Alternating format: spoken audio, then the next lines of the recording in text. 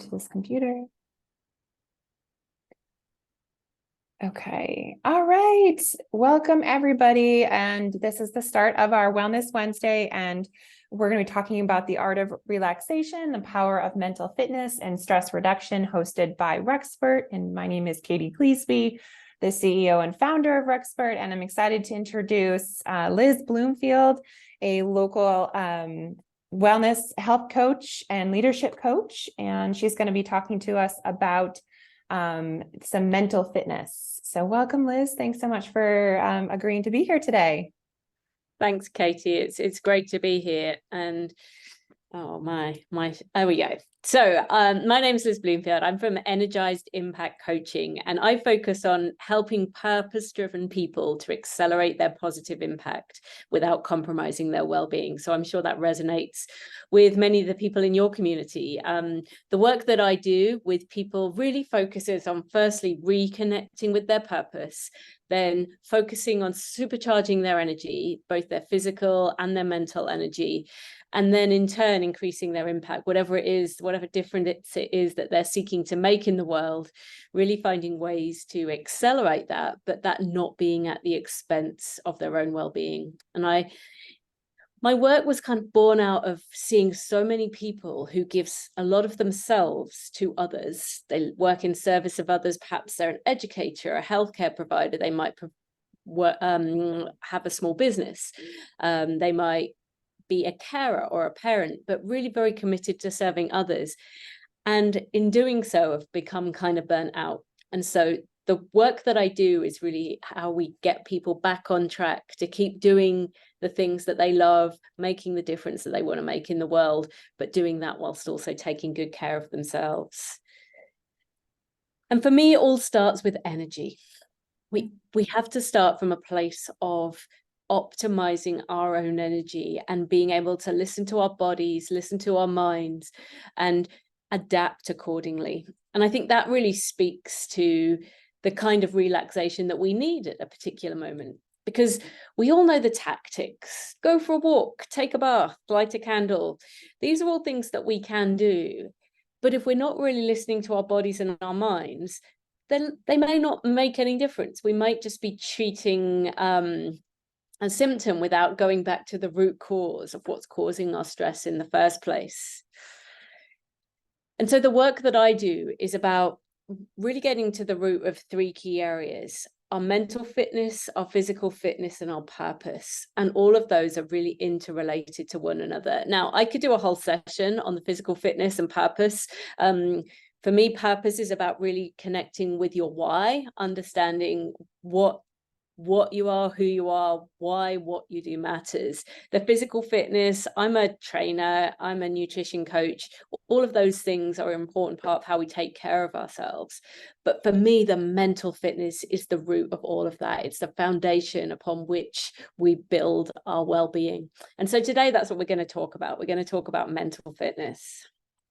So what does mental fitness mean? It's about your capacity to respond to life's challenges with a positive rather than a negative mindset. And what's the impact of strengthening your mental fitness? Firstly, it's how we achieve peak performance. It's at the root of our wellness and peace of mind, and it also enables us to build healthy relationships. So, mental health, it's really about our ability to activate a positive rather than a negative mindset, even if we're facing significant challenges. We'll cover that a bit more in a moment. So the mental fitness work that I do is based around the concept of positive intelligence, which is based on extensive research, including neuroscience, cognitive behavioral psychology, positive psychology, and performance science. It's really been extensively researched and tested.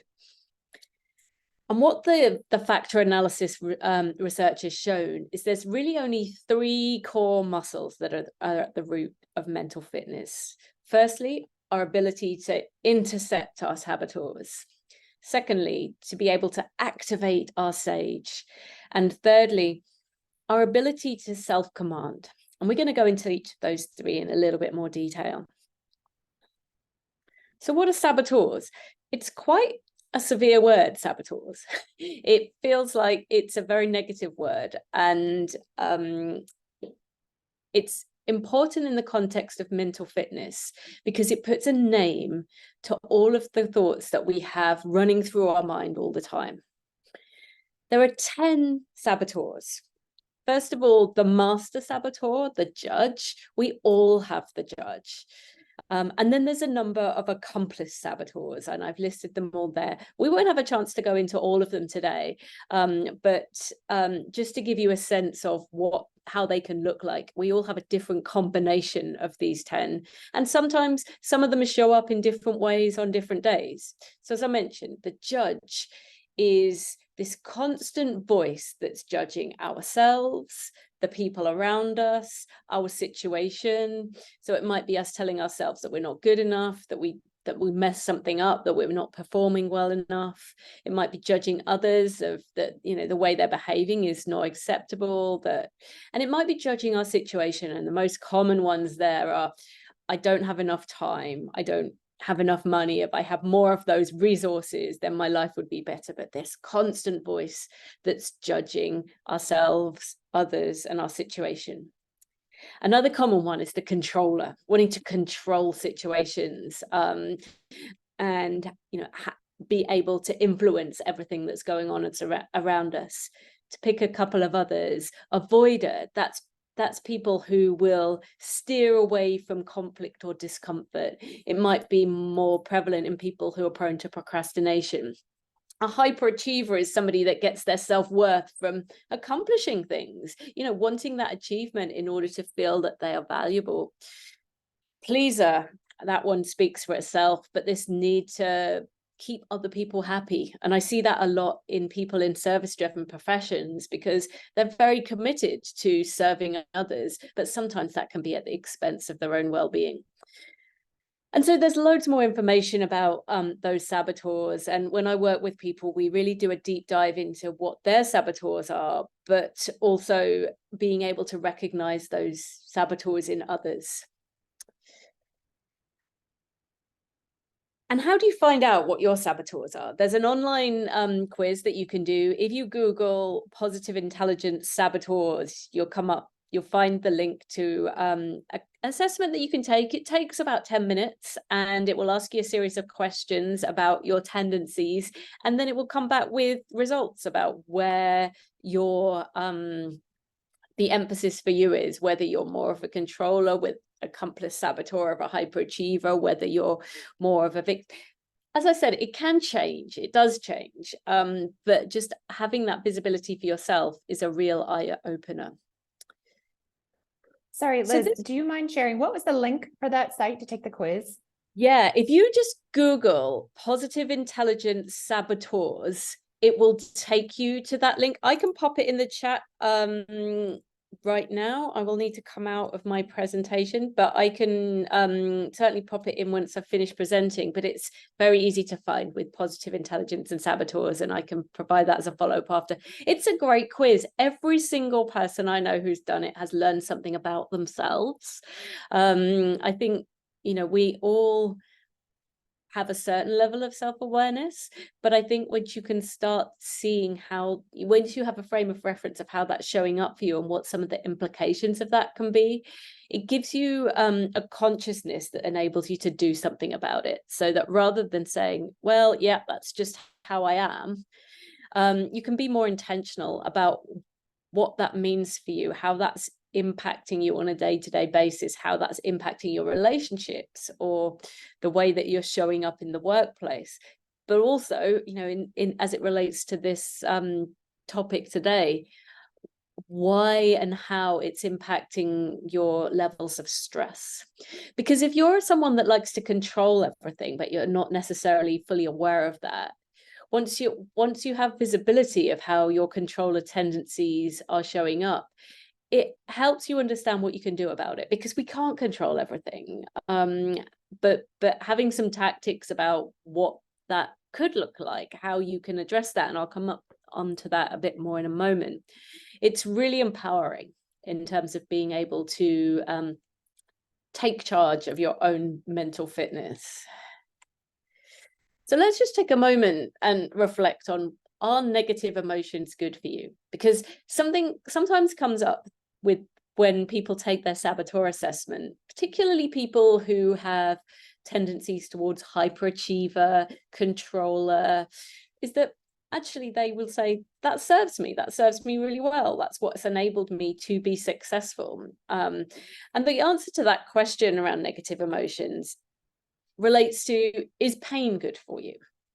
Now, there's a place for pain. It can enable you to, you know, in that example there, holding your hand to the stove, when you feel the pain, you know to remove that pain and remove yourself from a dangerous situation.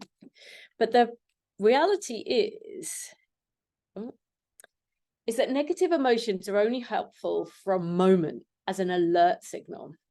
And when you stay in negative emotions for long periods of time, it hurts your ability to be able to see clearly and respond with empathy, curiosity, creativity, and action.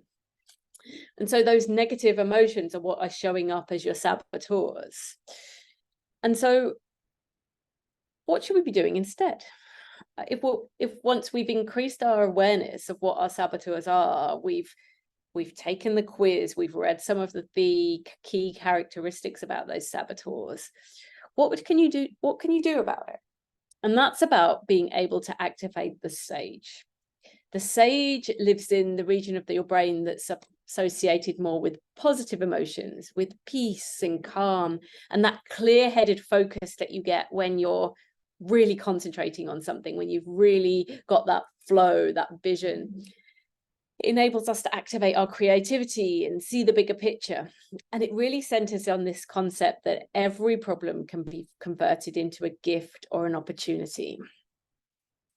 And the sage power, as you work through the positive intelligence concepts, it's about really building the muscles of your ability to empathize, to explore, to innovate, to navigate, to activate, so that rather than when we're activating our saboteurs and staying in this place of being really angry about the situation, of feeling like a victim because things are happening to us, of being angry with another person because they're not behaving in the way that we want to, we can actually activate more constructive emotions that enable us to take positive steps forwards.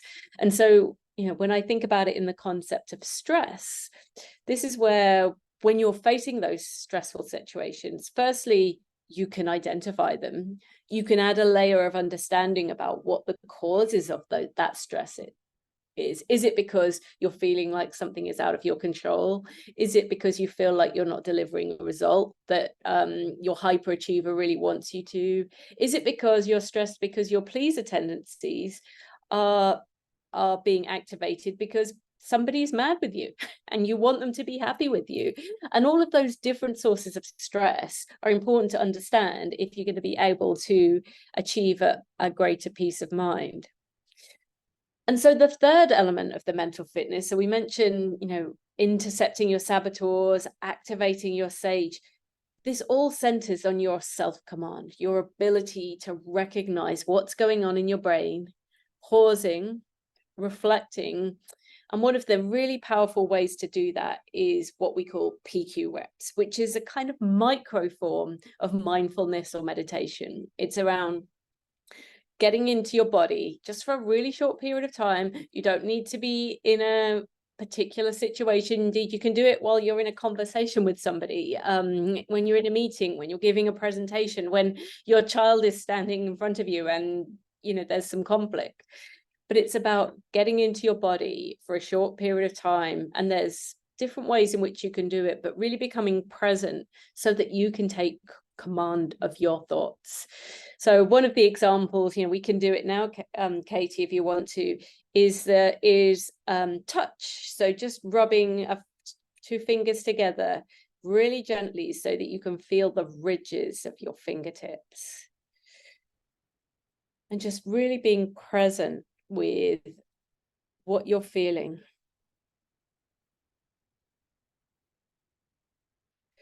Some people who don't respond so well to the tactile, like the or kind of hearing. They really tune in to the sounds. What's the closest sound that you can hear?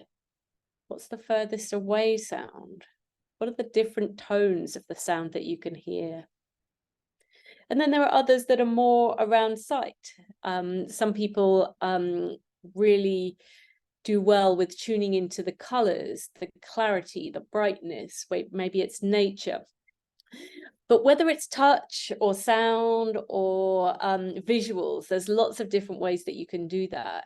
It's really just taking that pause where you can recognize that your saboteurs have been activated and then switching to a sage mode. And so really it is that simple. Positive intelligence and building your mental fitness is about, if you're feeling negative thoughts, like stop, you're in saboteur mode, doing some PQ reps to quiet the saboteur mind and activate the sage, and then assume the sage perspective that every problem can be converted into a gift or opportunity, and which activates your ability to show empathy, be curious, be creative and calm, and take clear-headed action.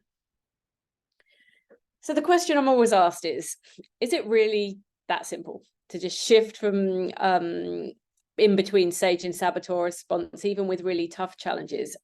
And the answer is yes, but the shift and depth of the shift depends on mental muscle strength. And so in the same way that we go to the gym to build our physical strength, it's about developing the mental muscles, and that doesn't happen overnight, but it can happen surprisingly quickly if you're committed to the practice in developing those muscles. And so typically I work with people for about 15 minutes a day in an app for about 6 weeks to build those muscles. And then depending on what suits them, they can find ways to implement into their daily routine, into their own stress management on a, it's on a hourly basis, on a daily basis, on a weekly basis, finding those opportunities to intercept where your brain might be going somewhere that's causing stress and taking steps to address that. So yeah, just coming back to that idea of energy again, when we're thinking about stress management, how tuned in are we to how our energy is at this moment? Do we need physical rest? Is our body tired? Is this about relaxing our body, recharging our bodies, sleeping? Do we need a mental break? Is our brain just exhausted? Is it more emotional? There's lots of different types of ways in which our energy can be depleted, and therefore there's lots of different stress management techniques to be able to address those. But it all starts from a place of understanding what's going on in your mind, and being able to respond to that in a really thoughtful and intentional way. So yeah, just to put that in the context, mental fitness is a really important part of us all being able to have the biggest impact that we want to have in the world. We all want to do great things. Stress management sometimes can be viewed as removing stressful situations from your life. But the reality is that actually challenging ourselves and doing new, exciting things that stretch us, that motivate us, is a really important part of living, about living up to our full potential. And it's not about eliminating all of those tensions, but it's about how we can make the space for us to understand how those situations are impacting us, so that we can keep doing amazing things, we can keep increasing our impact, but we're doing that in a way in which we have a really intentional approach to how we're building our mental and our physical fitness. So yeah, I'm just going to pause there, Katie. Wow. I think that was probably one of the most effective presentations I've seen in a long time. And I just love the way you broke it down between the saboteurs and the reality of how that's connected to stress in our brains and the negative self-talk we do have in our mindset, and getting ourselves from the saboteurs to the sage, And as you pointed out, it's not always that easy, but that's the challenge. So thank you. Wow, I love it's so simple. But I think a lot of us, we get stuck, in that constant state of go, fast pace, that the saboteurs, life is stressful, busy, and it's incredibly hard to stop and take a moment to transfer to the sage. Yeah, absolutely. And I think, so much of, we're just overwhelmed with information about things like, I worked with a number of clients that say, I know I should be get better care of myself, but I got a lot when it's not that I'm resisting it, it's just that I don't have the time to be able to take 30 minutes, an hour, whatever it is, to do the self-care activity. But I think what's powerful about this is it's about shifting your way of being and being able to recognize when you're spiraling into a place which is not going to serve you, whatever the situation you're in, whether it's a stressful presentation at work, whether it's like your kids are just playing up or you're running late for something, all of those situations are only enhanced if we're able to activate a part of our brain that enables us to be calm. And that's easier said than done, but with practice it's really possible. And I've been working with some really interesting people recently who say their lives have just been transformed because none of their actual stresses have gone away. Their work is still there. It's still a stressful job.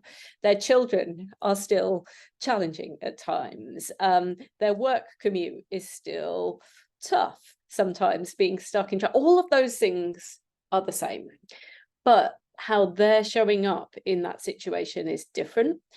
And they can both recognize when their saboteurs are there and then are able to do something about it. So, I have a great client who's like, there's my controller. And then when they see that, when they can observe that from the outside, they can recognize if it's appropriate in that situation, because sometimes it is. Sometimes you do need to be in control of all of those things. And sometimes you don't. Sometimes we're just trying to control things that don't need to be controlled because we think it will make us feel better. And when you can make that distinction, it's really powerful. But I think also one of the fabulous things about these tools is that you can recognize some of those behaviors in others. And so I've worked with people who have seen some of those accomplice saboteurs, seen particularly when someone has a really nasty judge that's really mean and is very negative.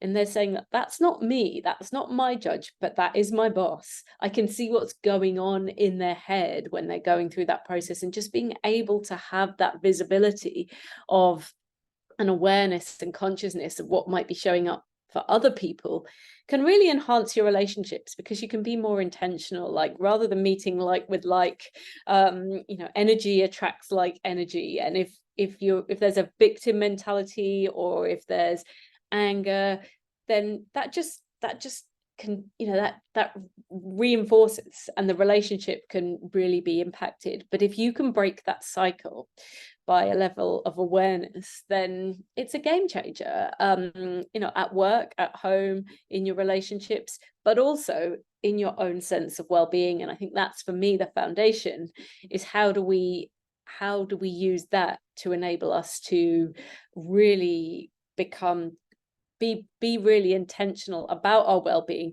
rather than just trying to treat the symptoms. Wow. And I wonder what the connection or what your thoughts are, because I think about the sage and I think about the stressors of some situations of everything that you just covered. And the word that comes to mind, particularly lately, is boundaries. And said, seems like they are on the same playing field with the sage and setting those boundaries that, in your own reaction. I feel like that's a part of that And how does those two things interplay, that you're setting a boundary for yourself and your time, or how you react to situations, and no thank you, or how people treat you. And that's one thing that you can control. Yeah, absolutely. It boundaries is such a powerful word, because I think, again, that's something where we're told we should be doing things a certain way, like leave work at work and home at home. But again, we live, the reality of modern living is we have all of those things that are intertwined now. But I think the ability to set boundaries in your own head about how much time you choose to spend thinking about a particular problem is where this can be really, really positive, because it encourages you to kind of, same as having your hand to the stove, sure, you hold your hand to the stove, but you're making a choice to keep it there sometimes. And I think that's what we do sometimes when we're in our own heads, when we're chewing over something that has happened maybe days ago, or we're being mad, or we're having conversations in our head with someone that haven't actually happened in real life. All these things that can really occupy our brain for long periods of time. In setting boundaries, we're making a choice to say, okay, that is, I can see what went on there. I'm activating the sage part of my brain, which is to be curious, which is to be curious with yourself about why is this bothering me so much? Or why is this person that I'm interacting with behaving in this way? The curiosity opens doors that typically leads to much more productive outcomes than just spinning your wheels in place, being really frustrated or angry about a particular set of circumstances. So yeah, coming back to your point about boundaries, it's exactly that. It's about setting those boundaries ahead of time so that we can recognize when they've been breached. Well, I think you've given us so many amazing tools in our mental toolbox today to help us in these stressful situations. And, from the touch and the hearing and listening to what's around you. And I'm definitely going to take that test, that positive intelligence saboteur test. And I think that could be really helpful and useful for folks. And so, yeah, this has just been phenomenal. I think, just for folks out there, you can listen to this when you're driving, on YouTube, or when you have a moment at the end of the day, and we'll post this there and we'll share it out in our social media. So thank you so much, Liz. This has been really eye-opening. You're really welcome. And, as I said, if people take the test, if they want to find out more, I take people through the 6-week program. And so if people are interested in finding out more about what's involved, then they're welcome to get in touch. Awesome. Yeah, thank you so much. I will post this, and so everybody will have access to it. And we really appreciate your time today. Awesome. Thanks so much, Katie. Thanks, Liz. Take care. Bye.